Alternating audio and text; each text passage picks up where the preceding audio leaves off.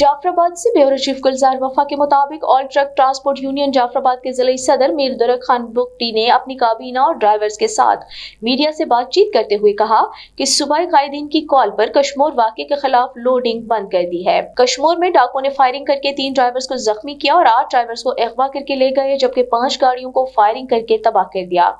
दिन को पुलिस गाड़ियों को लूटती है, सूरज ढलते ही डाकू हमारी जान के दुश्मन बन जाते हैं। ऐसी सूरत हाल में ट्रांसपोर्टर्स के लिए गाड़ियां चलाना खतरनाक हो गया है। सिंध पुलिस डाकुओं के सामने बेबस दिखाई दे रही है। उनका कहना था अमन अमान को बरकरार रखना और आवाम की जान और माल का तहफ़्फ़ुज़ पुलिस की जिम्मेदारियों में शामिल है, लेकिन बदकिस्मती से सिंध पुलिस रोड पर सिर्फ भत्ता वसूली में मसरूफ है। अमन अमान कायम रखना उनकी तरजीहात में शामिल नहीं। बलूचिस्तान के ट्रांसपोर्ट यूनियन ने एहतजाज के तौर पर अपनी गाड़ियों को खड़ा करके लोडिंग बंद कर दी है।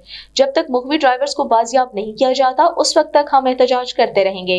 उन्होंने हुकूमत सिंध से मुतालबा किया है कि जख्मी ड्राइवर्स और मुतासरा ट्रक मालिकान के नुकसान का इजाला किया जाए। इस मौके पर शेर मोहम्मद बलोच, मोहम्मद नवाज बादीनी, जाकिर बुगटी, अब्बास अली बुगटी, मोहम्मद बख्शला शारी, अब्दुल सत्तार मीराली, मोहम्मद सलाम मीराली, फरीद जान खोसा भी मौजूद थे।